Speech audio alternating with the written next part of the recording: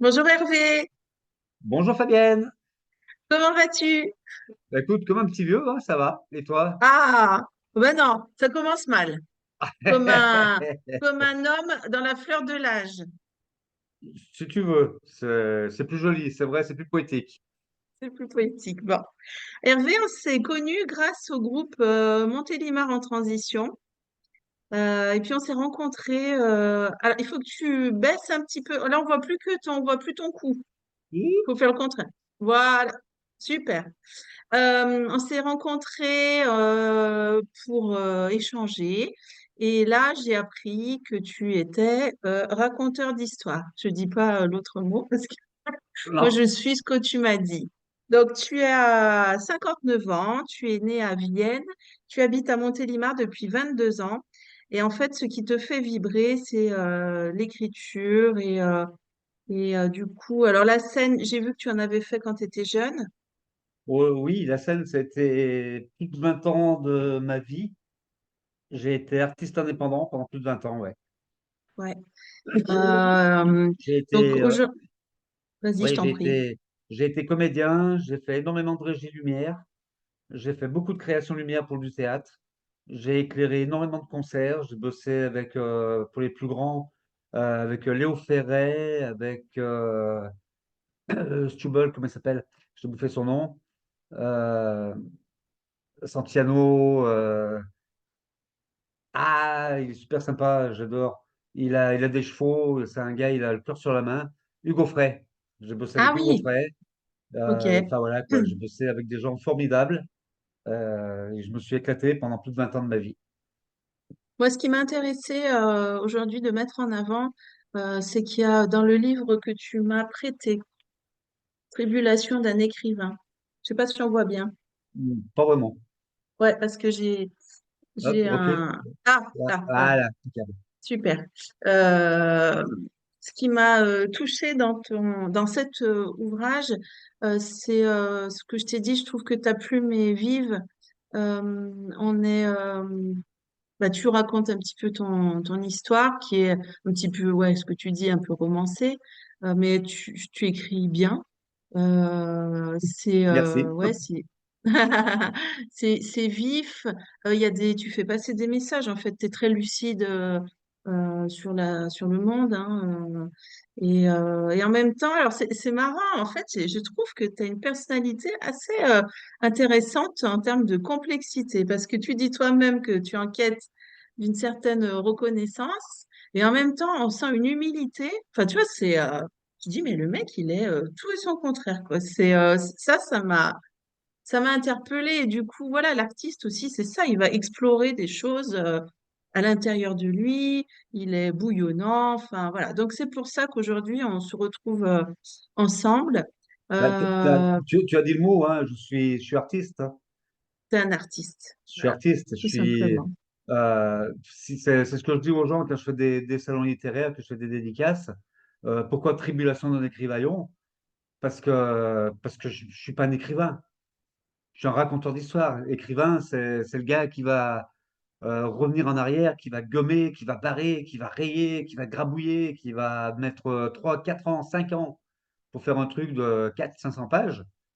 Non, moi, je ne peux pas. Moi, si j'ai quelque chose à dire, c'est tout de suite. Et Hmm, ce que j'écris, c'est le premier jet. Le bouquin que tu as dans les mains, comme tous mes bouquins, ce sont tous des premiers jets. Je ok. ne reviens pas dessus. Ouais, Donc, une ouais, fois que ça, j'ai c'est. écrit, posé, c'est Hmm, moi. Voilà. ok. Si je m'amuse à bidouiller le texte, à le travailler, non, c'est plus moi. C'est plus moi. Hmm. Ce sera plus la spontanéité qu'il y aura eu Oui. au départ, et ça Hmm, voudra plus dire la même chose, forcément. hmm. Donc, Alors, on va revenir un petit peu à ta genèse. Est-ce que tu peux nous expliquer quand est-ce que tu as senti cette vocation naître? Est-ce qu'il y a un moment donné, il y a quelque chose qui t'a donné envie d'écrire, quelqu'un dans oula, ta famille? Ouais. oula, Oula, oula, là, on ah est oui, parti là, loin, hein. là, ça remonte à, ouais, ça remonte à loin, oui, c'est le cas de le dire. Si tu veux, en gros, les métiers du spectacle en général, ça date de ma plus tendre enfance. Plus tendre enfance. Ok. J'ai une grande sœur là, qui est toujours de ce monde, hein, que j'adore, Dominique, hein. Euh, Elle était comédienne amateur à Chabanais, là où Ok. j'habitais quand j'étais gamin. Et quand j'avais 6, 7 ans, elle me filait le texte en me disant, bah, écoute, il n'y a personne à la maison, tu me donnes la réplique. Donc, à 6, 7 ans, je lisais du Molière, je lisais Du vent dans les branches de Sassafras, je lisais des trucs. Je comprenais rien de ce que je lisais, mais je lui donnais la réplique. Bah, après, j'allais voir les répétitions, j'allais au spectacle, et je suis tombé dedans tout petit, quoi. Vraiment tout petit. Et de voir les lumières qui changeaient de couleur, voir les gens qui parlaient comme ça, qui s'exprimaient, c'était féerique, quoi. C'était de la magie pour moi. Enfin, avec des yeux d'enfant, c'était complètement magique. Donc, depuis tout petit, je voulais faire ce métier-là. Lequel, je ne savais pas, mais je voulais travailler dans le spectacle. Je voulais. Et l'écriture, eh bien, comme tous les gamins, hein, je me suis amusé, gamin, à écrire des poèmes. Et Hmm. mon tout premier texte de théâtre que j'ai écrit, c'est celui-là, là. Je sais pas si tu l'as vu, là, sur. T'arrives à le Un lire, non? biplace pour Genève. Non, Place j'ai pour pas Genève, vu. ouais. C'est une pièce de Ok, théâtre, hein, voilà. d'accord. Ça a été mon premier texte de théâtre que j'ai écrit. Parce que c'est un policier vaudeville en vers, ce qui est, Ah, ouais, ce qui est un truc complètement dingue. Et je l'ai écrit parce que je me suis dit, après tout, tu aimes le théâtre? Tu joues du théâtre, pourquoi pas écrire du théâtre? Je dis, pourquoi pas écrire du théâtre en vers? Tu écris des poèmes. Après tout, un poème, hein, c'est une pièce de théâtre, ça peut être des poèmes en vers, pareil. Ça a été mon défi. Je me suis amusé à faire ce truc-là, mais c'est vraiment un jeu, hein. Je veux dire, il n'y a rien de sérieux dedans. Mais super. parce que je suis pas sérieux moi-même, je me prends pas au sérieux. Euh, Alors par contre, tu n'es pas sérieux, mais tu es quand même vice-président. Attends, je prends mon souffle, hein. Vice-président de la Confédération littéraire mondiale des stylos et lettres de Curumani et César, France, qui est la Chambre internationale des écrivains et des artistes. Oh, c'est ça, c'est ça. Mais d'accord. Donc ça, ce sont deux titres honorifiques. oui, C'est d'accord. deux titres honorifiques, hein. Je serais président chez Michelin ou Chabert-et-Guillot, ça serait quelque chose d'important. Mais là, non, c'est vraiment des titres honorifiques, hein, voilà. Et le président, c'est quelqu'un de Montélimar à l'origine. C'est Oui, Olivier Pascalin, qui doit être connu d'accord. pas mal par les Montiliens, par les anciens Montiliens. Ok, Bon. Il a été danseur, il a été comédien, il a été metteur en scène, il a fait plein de choses. Il a été auteur aussi, il a des livres qui sont pas mal. ok, Enfin, c'est un artiste à part entière. Voilà. d'accord. Et c'est lui le président du Curcuma et président du César France. D'accord. Voilà. Parce qu'aujourd'hui, donc j'ai lu dans ton livre que tu allais à des sorties culturelles avec ta famille. Tu continues aujourd'hui à cultiver un peu ce lien que tu as avec l'art? Ah ben, si moi tu m'enlèves l'art, je ne vis plus. Ok, Moi, l'art, c'est la grotte Chauvet, c'est un artiste peintre. Ben, il y a Alanda à Montélimar, je ne sais plus connaître de oui, nom, certainement. C'est un monsieur que j'aimerais bien voir ses œuvres pour de bon. Au lieu de les voir d'accord. toujours en photo sur Internet, je rêve de voir une exposition de ce monsieur-là. Euh, L'art, oui, c'est plus qu'important, quoi. Mhm. On peut pas vivre sans art, on peut pas vivre sans rêve, parce que Ouais. l'art, c'est fait pour rêver. Enfin, Mhm. c'est fait pour rêver, mais c'est aussi fait pour réfléchir. Oui. Je le vois moi en tant qu'auteur, en tant que raconteur d'histoire. Mhm. Si j'écris, c'est que j'ai quelque chose à dire. Si je n'ai rien à dire, j'écrirai pas. Mais que ce soit une pièce de théâtre ou une nouvelle, Mhm. s'il n'y a pas un message derrière, Oui. euh, non, j'écrirai pas. C'est pas la peine. Donc pour toi, c'est un moyen de transmettre des messages et pour éveiller un peu les consciences? Ah ben, oui, ben, d'une part, Oui. éveiller les consciences, et puis pour rêver aussi. Parce que tu as vu dans le bouquin, hein, il y a Oui. des textes qui sont franchement rentre dedans. Il y a des textes Mhm. qui sont très durs, hein. Oui. JB, c'est un texte qui est assez dur quand même, hein. Mais il y a des Oui. textes qui font rêver complet, comme les deux amoureux au Pont du Gard. Voilà, Mhm. c'est le jour et la nuit, quoi. Mais voilà, Mhm. mais c'est la vie. C'est C'est la vie, elle ça. est comme ça aussi, quoi. La vie, on se lève le matin, on se fait tomber le réveil sur le pied, on a mal. Et puis on va voir une belle fille dans la rue, on va le faire, waouh, elle est belle celle-là, et puis on n'aura plus mal, quoi. C'est ça, c'est la vie, hein. Il y a quelque chose qui m'a interpellée. J'ai écouté l'échange que tu as eu sur YouTube dans les cafés écrivains. Ah oui, Il y a quelque chose qui m'a interpellée, c'est tu as insisté sur le fait que tu sois un autodidacte. ah, complet, complet. Euh, Ça me parle. ouais. Donc, ben, c'est simple. Euh, Quand, mm, quand j'étais gamin, mes parents ont eu la bonne idée de me mettre en pension, dans le oui, privé, hein, malheureusement, parce qu'ils étaient persuadés, puis ils n'avaient pas tort, que je serais malade tous les jours et que j'irais jamais au collège. Bah oui, parce que j'aimais pas ça. Apprendre bêtement pour être un bon petit soldat et suivre le troupeau bêtement, moi, ça m'intéressait pas. Donc, je voulais autre chose, je voulais une autre école. J'étais déjà rebelle quand j'étais gamin, et tu vois, j'ai bientôt 60 balais, et je suis toujours autant rebelle, hein, j'ai pas changé. Et c'est bien. mais voilà. Du coup, on m'a mis en pension. Et en pension, je me rappelle du nom, c'était un truc privé, hein, c'était des maristes ou un truc dans le genre, tu vois, c'est un truc Oui, strict, dur à mener, très dur. Et j'avais un prof de français, c'est le seul que je me souviens encore de son nom, de tous les profs que j'ai eus, c'était le frère Benjamin qui s'appelait, le frère Benjamin.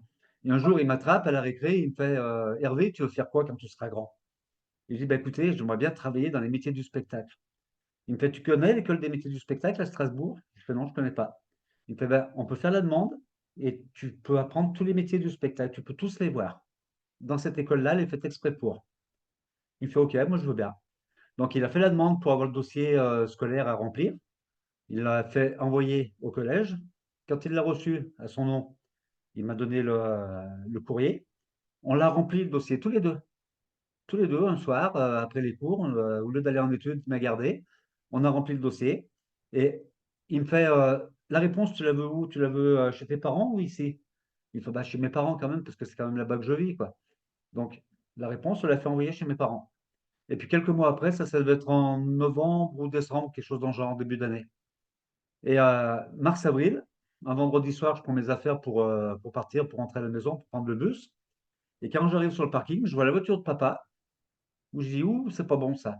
Maman qui sort de la voiture, papa qui sort de la voiture, ma mère qui me fait, bah, mets tes affaires dans le coffre. Je range mes affaires. Il me fait, on est attendu par le directeur. Il dit, ah bon? Je savais pas du tout ce qui se passait.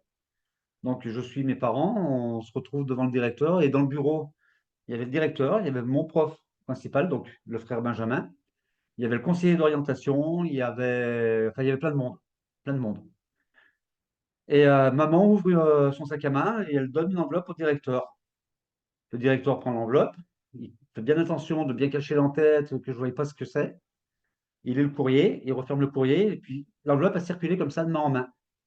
Et quand elle arrive à moi, je prends l'enveloppe, et sur l'enveloppe, je vois École des métiers du spectacle, 67 000, machin, Strasbourg. Je dis, oh là, génial.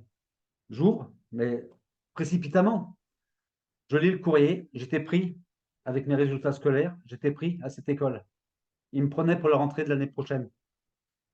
Et mon père, qui était debout derrière moi, me fait artiste, c'est pas un métier.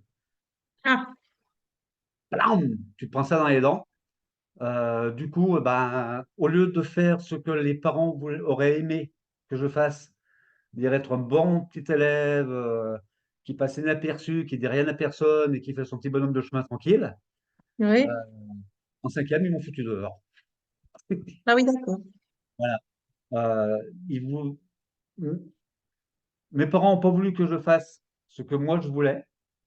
Ouais. Je me suis rebellé contre eux en disant, bah, vous voulez pas que je fasse ça? Et ben, je ne ferai pas ce que vous voulez que je fasse. Ah, Voilà. Donc, oh, je me le suis vraiment. caractère! Ah ben, un sale caractère, oui, un caractère de cochon, un caractère entier, c'est sûr. Donc, je les ai envoyés balader et j'ai fait ce que j'ai voulu, vraiment. Bien. Je me suis fait virer, je ne sais plus, moi, 4, 5 collèges différents. Il y a des profs qui m'ont jamais vu, le prof de maths, entre autres, et il y en a certains qui m'ont jamais vu. Il y en a qui ne savaient même pas que j'existais. Enfin bon, j'ai honte, mais bon, c'est ça. Et pourquoi D'accord. autodidacte? Parce que à 15 ans, en troisième, je vois une annonce sur le Dauphiné Libéré, comme quoi il y a un restaurant qui cherchait des apprentis. Et moi, Ouais. j'avais 15 ans, le BEPC, le brevet des collèges, c'était même pas la peine que j'essaye de le passer, c'était une catastrophe ambulante de fait. Donc, je suis allé voir ce mec-là, cet employeur, et Je lui fais, bah, écoutez, je signe le contrat maintenant. Il me fait, ben non, ça marche pas comme ça, il faut l'accord de tes parents. Donc, je retourne à la maison. Quand je suis retourné à la maison, il y avait maman. Maman qui me fait, mais qu'est-ce que tu fais là? Tu devrais être en cours. Il faut, là, ça fait belle lurette que je vais plus en cours, maman. Déjà, elle ne comprenait pas. Et quand tu lui dis, bah, écoute, là, il faut qu'on signe un contrat d'apprentissage. Et je suis parti en apprentissage. J'ai passé un CAP d'employé de restaurant qui n'a rien à voir. Un métier que je m'en fous, mais à un point mais inimaginable, que j'ai fait ça parce qu'il fallait faire quelque chose, quoi. Voilà. Et du coup, bah, j'ai passé le CAP. Le jour où j'ai passé la pratique du CAP, mais ça, je te le raconte, c'est entre nous, hein. Ça, tu ne mets pas sur, sur Internet, hein. Ben, Euh, alors, non, ne dis pas parce que je fais pas de montage. d'accord, ok. Bah, les gens vont rigoler alors. Quand je vais passer le CAP, je l'ai passé un lundi matin à Grenoble. Le dimanche soir, avec les gens avec qui je travaillais, les cuisiniers, les serveurs, j'aurais dit, bah, écoutez, j'arrose mon CAP. Il me fait, bah, attends, tu le passes demain. Il dit, bah, c'est pas grave. Comme ça, si je l'ai, bah, on aura fait une fête en avance. Et si je l'ai pas, bah, on aura fait une fête quand même, c'est pas grave. Il dit, bon, ok, on a fait la fête. On est rentré, c'était 5 heures du matin. J'étais pété comme un coin. Ivre, bourré, sous, complet. Mais grave, grave. J'avais 17 ans, hein. J'avais 17 ans, j'étais mineur. Et on est parti à Grenoble. J'ai passé mon CAP, j'ai fini quatrième du département de l'Isère en étant bourré comme un quatrième. D'accord. Voilà. Et à cette époque-là, il y avait un metteur en scène, un comédien que je connaissais, c'était Gérard Morel, qui monte un spectacle et qui me disait, ben, je peux te former et je peux pas te payer. Tu te bosses avec moi si tu veux, je t'apprends le métier. Et je suis parti avec Gérard qui m'a appris la régie lumière, qui m'a appris la mise en scène, qui m'a appris les métiers du spectacle, en fait. Super. Et voilà. Et moi, après l'écriture, bah, ça a suivi dans la foulée, quoi. Et après, Mhm. j'ai fait des cours avec bah, Gérard Morel, avec Philippe Saïd, avec la compagnie Hugo Mina. Voilà, quoi. J'ai appris l'improvisation, j'ai appris la rythmique, le rythme dans un texte, surtout pour le théâtre. Voilà. Et puis autodidacte complet, quoi. Faudra Voilà. que tu te mettes en relation avec Hervé Lauzier, notre poète agriculteur.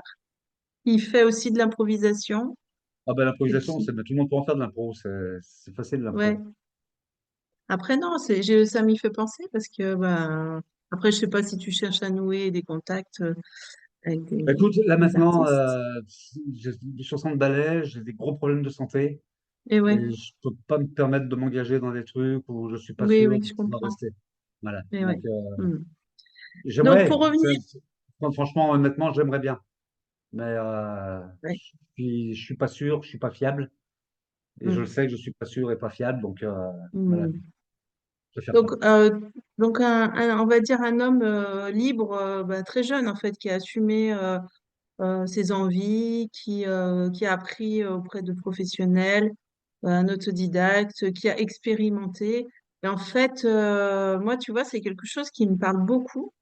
Je remets en question un peu même la partie diplôme, quoi. Je me dis, mais en fait, les gamins, est-ce qu'il faudrait pas plutôt leur faire expérimenter plein de choses différentes que les faire asseoir pendant des années à la fac, etc. C'est pas Voilà. concret, quoi. Là, C'est... je crois que j'en parle dans le bouquin. Euh, Tu prêches un convaincu, mais on ne Bah peut ouais, pas, on peut pas faire une école individuelle. C'est pas oui. possible. Mais on est Euh, tous différents en plus, voilà. voilà, exactement. Donc, on peut pas se permettre. C'est dommage, hein, parce que c'est vrai que ce serait, à quelque part, ce serait un idéal. Oui. Mais moi, j'aurais aimé, mais sincèrement, j'aurais aimé ne faire que du français, ne faire que du théâtre, que de la poésie, au lieu Mm. de faire de sixième. On me dit X égale machin. Mais moi, avec des X, je fais des mots, je trouve pas un chiffre. Voilà, je veux dire, elle est où cette logique? Moi, je l'ai Ah pas, cette oui. logique-là. J'ai pas cette logique mathématique-là.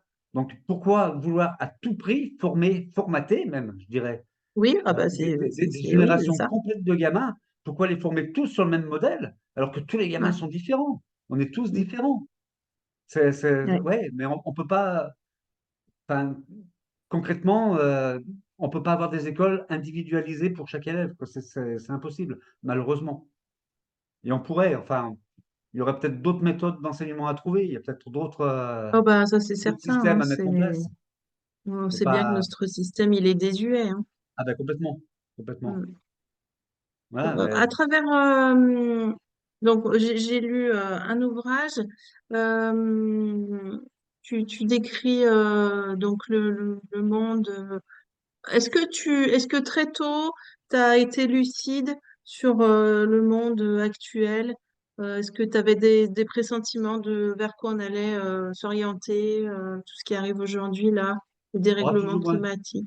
Ouais, plus ou moins, ouais, plus ou moins. Il y a des choses que, bah, quand tu suis un petit peu la politique, l'actualité, tout ouais. ça, euh, il y a des choses qu'on se prend dans la tête, dans la figure, là, en pleine poire. Euh, Beaucoup de personnes sont étonnées. Moi, je ne Mm, le suis pas. mm, Parce que quand tu suis ça de près, quand tu suis les traités européens, quand tu suis toutes ces choses-là, quand tu vois la fonction publique comme elle est maltraitée maintenant, quand tu vois enfin, le manque de profs dans les écoles, mm, le manque d'infirmiers, de médecins dans les mm. hôpitaux, mais c'est pas des manques, c'est voulu. C'est C'est voulu, fait c'est exprès, oui, calculé, bien c'est sûr. fait pour. Mm, Et ça, les gens sont offusqués et étonnés. Non, faut pas être étonné. mm. Il suffit de Oui, lire ils les n'ont pas de traités. vision globale, quoi. Ils Il ont un peu suffit la de lire les tête dans le traités. guidon. C'est marqué en toutes lettres dans les traités. Dans tous les traités européens, ils en parlent. Donc Mm, voilà, après, tu dois avoir le courage de se taper 300 pages de trucs rébarbatifs et pénibles à lire. Mais tout est marqué. Tout est, mm. c'est tout écrit. Et voilà. Après oui, c'est un effort volontaire à faire. Mais Alors, on va reprendre. T'as tes ouvrages là pas très loin. Est-ce ouais, que tu veux bien qu'on les reprenne un par un et tu nous teases un peu tout ça, qu'on sache si tu de veux, quoi il ouais. retourne en Ouais. quelques minutes? Bon, bah, il n'y a pas de souci. Donc ça, c'est mon premier édité. Je sais pas si tu vois mon journal Alors, à un l'écran. biplace pour Genève. Alors, on Ouais. t'écoute. Ça, c'est un De quoi il s'agit? policier vaudeville en vert. Ah, Voilà. C'est un délire, mais alors phénoménal, hein. Ouais, c'est vraiment une histoire de gamin. C'est- Celui-là, je l'ai écrit, j'avais ouais, 17, 18 ans. Au départ, il était écrit pour 5 personnages. Et puis, quand je l'ai monté pour la première fois, je n'étais pas encore professionnel à l'époque, mais j'étais pas loin déjà de devenir professionnel. Quand je l'ai monté pour la première fois, j'ai des copains, hein, des amis qui sont venus me voir, qui m'ont dit, écoute, Hervé, on fait du théâtre avec le centre social, mais c'est pénible, c'est pas marrant, on s'ennuie. Ils disent, vous faites quoi exactement? Donc, j'expliquais ce qu'ils faisaient. Je leur fais, mais c'est n'importe quoi que vous faites. Ils voulaient faire du théâtre. Ils disent, paf, j'aurais sorti la pièce. On dit, allez, on monte un biplace. Paris fou. Et on a monté un biplace pour Genève et on l'a joué. On l'a joué pendant plus de 5 ans. Il a tourné sur le Nord-Isère. Ce qui est pas mal, hein, d'accord. quand même, hein. Ce qui Ouais, est pas Et quand j'ai vu que ça marchait bien comme ça, j'ai dit, bah allez, je passe en tant qu'artiste indépendant. C'est ce qui a fait ça a été le déclic, en fait. Voilà. d'accord. Et, Ok, quand je suis passé artiste indépendant, j'avais 24, 25 ans. ok. C'est hier, quoi. C'est hier. C'est hier. Après, on passe au deuxième? Le deuxième que j'ai fait éditer, bah, je ne l'ai pas là. C'est L'Algérie, regard croisé. C'est Ok. un petit livre de nouvelles qu'on a écrit à deux avec Taufik Belfadel. C'est un auteur algérien, c'est un super bonhomme. C'est un bon copain, c'est vraiment un très bon copain à moi. Et pareil, hein, c'est un jour on discutait comme ça tous les deux là sur Internet, là, comme toi et moi là maintenant. Et Taufik il me fait allez, on s'écrit un bouquin tous les deux ensemble? Allez, pourquoi pas? Et puis paf, on est parti là-dessus. Ah, Donc super. on a fait un petit bouquin, il fait quoi, une trentaine de pages. C'est vraiment un amusement, quoi. Mais quoique, c'est un Hmm. amusement, mais qui parle de l'islam, qui parle des tenues vestimentaires du Maghreb en France et au Maghreb. Et puis le regard qu'ont les Maghrébins qui vivent en France sur leur religion, sur leur mode de vie, et sur les Maghrébins qui sont en Algérie là-bas et qui ont un regard sur l'Europe qui n'est pas le même que ceux qui sont en Europe. Hmm. Voilà. Donc c'est un bouquin qui est. Il a 40 dedans quand même. Il est assez rentre dedans. Il y a deux, trois petites. Mais il n'y a pas beaucoup de textes, hein, il fait 30 et quelques pages. Mais Ok. il y a d'autres textes qui sont assez pertinents et assez rentre dedans quand même. D'accord. Qui sont pas mal, ouais. Ok. Voilà. Après, le troisième. Le troisième, c'est Nouvelle Théâtrale. Je ne sais pas si Ah, tu vois. super. Nouvelle Oui, oui, on Théâtrale. voit bien. Alors, lui, là, je suis heureux. Mais, ah ouais, vraiment. Euh, il y a deux titres dans ce bouquin. Il y a Pignon sur rue et Célestin Adolphe Pégou. Pignon sur rue, c'est un texte. Je ne sais pas si tu as regardé mon site, tu es sur mon site. Oui, Voilà. Tu as vu la photo avec la boîte de conserve? oui, Voilà, c'est Pignon sur rue. d'accord. Voilà, c'est celle que je te disais où je jouais un SDF avec la barbe jusqu'ici et les cheveux qui me Ok, tombaient à moitié des épaules. Voilà. ok. Ce texte, je l'ai joué professionnellement parlant pendant plus de 8 ans, quasiment tous les soirs, jusqu'en 2002, l'année où mon ex-femme m'a foutu dehors, que j'ai divorcé, machin, patin, couffin. Mhm. Voilà. Jusqu'à ce moment-là. Parce que je faisais plus la différence entre la vie réelle et la scène. J'étais arrivé à un point où j'étais tellement ancré dans le personnage que je n'arrivais plus à me sortir du personnage. C'est grave, mais véridique. Impressionnant, vraiment impressionnant. Et ce texte-là, un jour, je reçois un coup de téléphone avec un numéro qui commençait par 225, Côte d'Ivoire. Et sur WhatsApp, je réponds. Un comédien qui m'appelle, qui me fait maître, il m'a appelé maître. Il me dit je passe mon master de théâtre et j'aimerais le passer avec votre texte, Pignon sur rue. Il me fait ouais, bah, pas de problème, hein. Et il a passé son master de théâtre, il a réussi son master de théâtre avec Mhm. Pignon sur rue.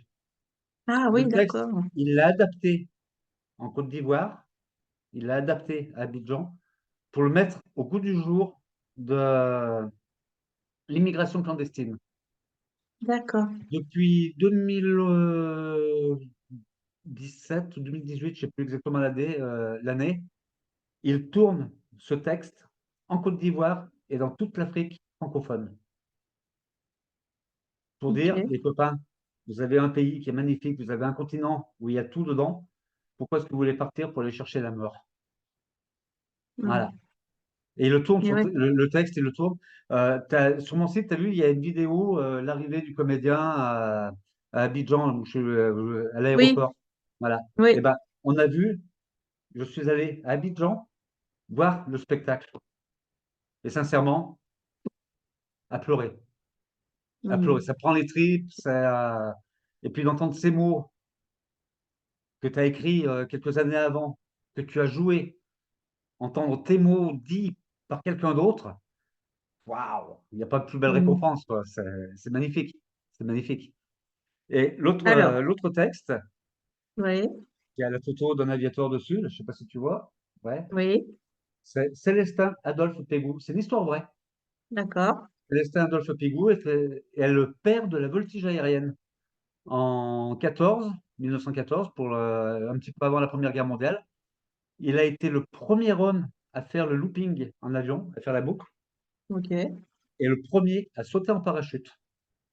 Ah oui, Ouais, un ah ouais. pionnier. Ouais, C'est le pionnier. Ouais, ouais, c'est une histoire vraie, hein. C'est une ouais, histoire ouais. vraie. Et il est mort en 1913, pendant la Première Guerre mondiale. Mhm. C'est un pilote, un de ses anciens élèves qui l'a tué. Ouais, ouais, ouais. Pilote allemand. Ouais, d'accord. Il savait pas qui était l'avion en face. Il a tiré. Il a tué son professeur. Et Ah, quelque part, c'est beau parce que le pilote allemand qui a tué Pégou, chaque année, à la date anniversaire de la mort de Pégou, il est allé à l'endroit où l'avion s'est crashé pour lui apporter un bouquet de fleurs. C'est chouette, c'est quelque part, c'est joli. mhm. Et ce texte, Alors, et ce oui. texte, depuis que je l'ai écrit, il a été mis en scène par Mathilde Girardet, qui est de Valence, Mhm. Ok, et il est joué par Christophe Pardon, c'est un monologue. Il est joué par Christophe Pardon, qui est de Valence aussi. Et il le tourne régulièrement un petit peu partout en France. super. Et là, je suis content parce que là, c'est la reconnaissance à tous les niveaux, quoi. Trop bien. C'est le pied, quoi. Waouh. Ouais, non, c'est magique complet. C'est Mhm. magique. Quand je reçois un mail de la SACD qui me dit bah, votre texte il a été joué, waouh, Ah, trop bien. ouais, c'est la reconnaissance, quoi. C'est même C'est pas pour les chouette. sous, je m'en fous à la rigueur.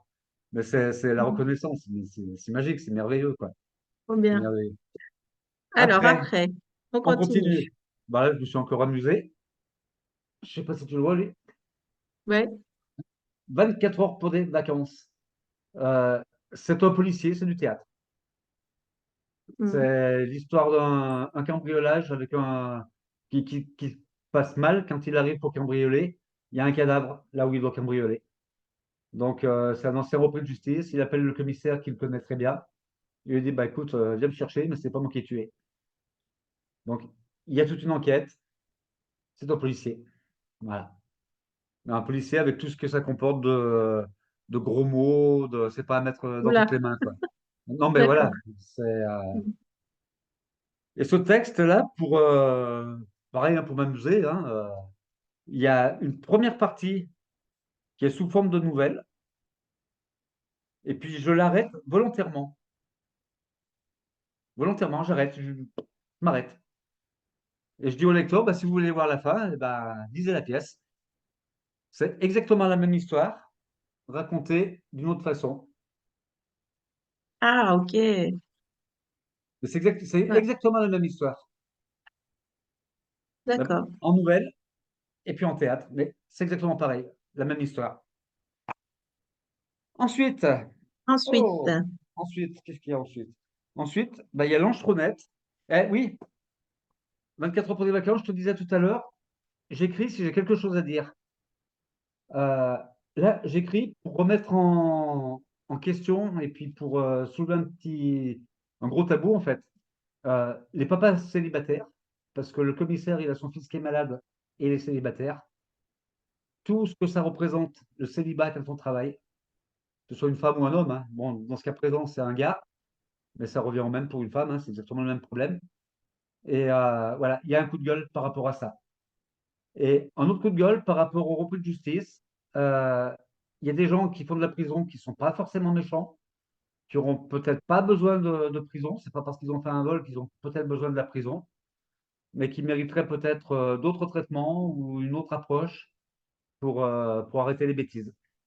Voilà, donc ok, c'est aussi une autre façon de se dire, eh ben, il y a peut-être des choses à revoir aussi de ce côté-là, quoi. Oui, oui, quand je te dis, ok. je suis un petit peu rebelle. Ah, Un petit peu sur les bords. juste Allez, un on petit peu. continue. Je continue. Allez, l'ange-tronnette. Je sais pas si tu le vois bien. Ouais. Ouais. Ah, L'ange-tronnette. Alors avec ça, un arrobase. Ouais, ouais, et puis un N majuscule comme pour Internet. ouais. C'est une comédie, c'est du théâtre, hein. Une comédie tout ce qu'il y a de plus contemporaine. Euh, un jeune héritier qui arrive dans sa maison avec son ordinateur, padap, padap, padap, et son ordinateur se met à lui parler.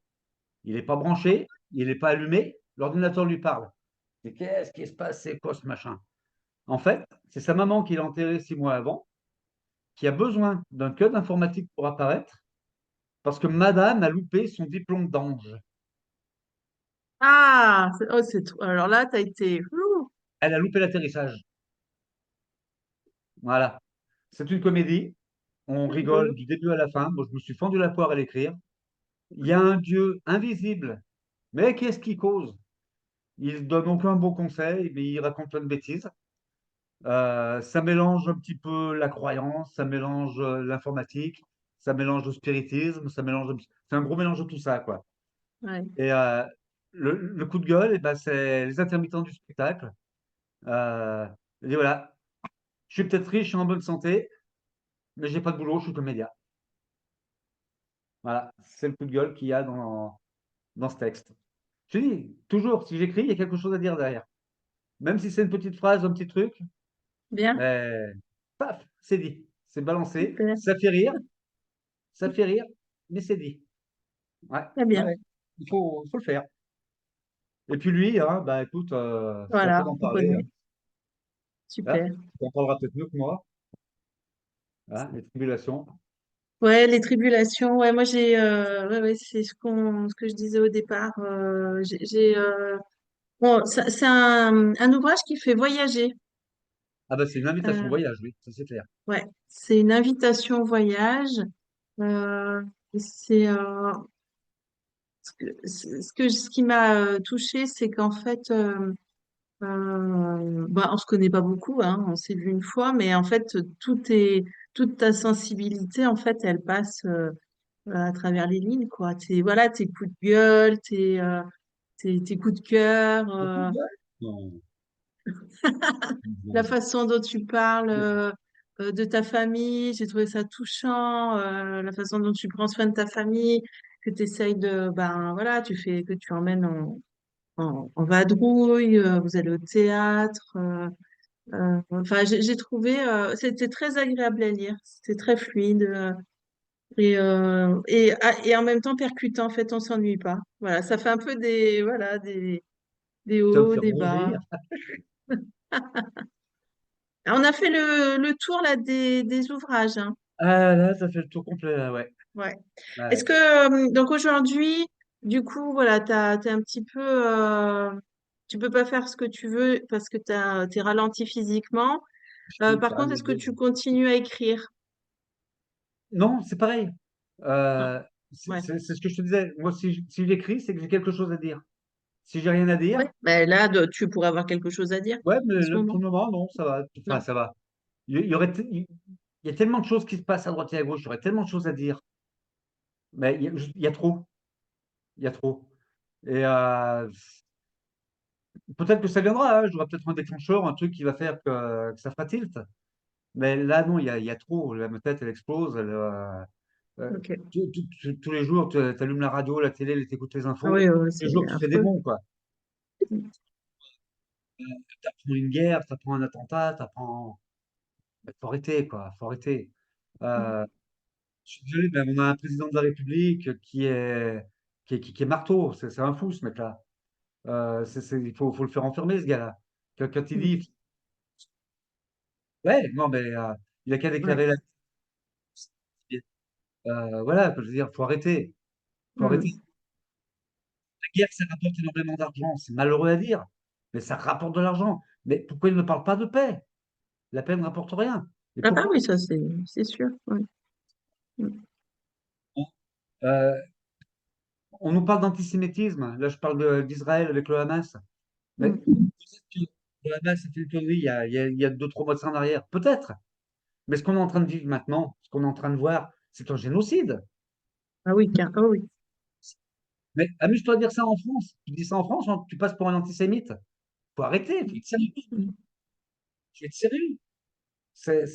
Là, les Juifs, je vais être méchant, mais parce que ça me remonte grave, quoi. Les Juifs, ce qu'ils sont en train de faire maintenant, c'est ce qu'ils ont subi en 40 avec les Allemands. Oui, c'est la même chose. Oui. Ils sont en train Et, d'exterminer un peuple, quoi. Ouais. Ah, on t'entend plus, Hervé. aïe, Ah, ouais, on t'entendait plus. d'accord. Ouais. Ouais, enfin voilà, puis, enfin, ouais, ils sont en train de faire subir ce qu'ils ont subi en 40, quoi. Je veux dire, mais il faut arrêter. Faut arrêter. Et il n'y en a pas un, mais sur toute la planète, quoi. Je veux dire, il n'y a pas un ministre, pas un président qui dit, mais arrêtez vos conneries, mettez-vous autour d'une table, arrêtez de vous taper dessus, quoi. Mais il faut arrêter. On dire, on est au 21e siècle. Je croyais que c'était fini tout ça. Ben non, c'est pas fini. Mm. Alors, on va C'est arriver à la fin de l'interview, Hervé. Est-ce que tu as un message à transmettre autour de l'art? Quelque chose que tu voudrais communiquer aux gens qui vont regarder? bon, aux gens qui regardent, je leur dirais, aimez les artistes de leur vivant, appréciez-les de Mm. leur vivant, euh, achetez leurs œuvres de leur vivant, renseignez-vous auprès des artistes de leur vivant. Attendez pas qu'ils soient au Père-Lachaise ou 6 pieds sous terre Ouais. pour penser à eux, parce que là, eux, ils sont Mm. royalement. Mais de leur vivant, oui, ça peut être sympa. Voilà. Super. Et puis, Euh, allez-y à fond dans l'art, parce qu'il n'y a que ça de vrai, quoi. ouais. Je noterai le lien de ton site pour que les gens puissent aller voir tes ouvrages. Euh, voilà. Merci beaucoup, Hervé, pour cet Bah, échange. c'est moi qui te remercie.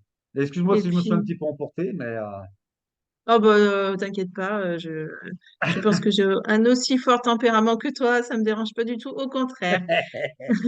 Je vais couper et on se retrouve en visio toujours après la coupure. À tout de suite. ça marche. Bye bye.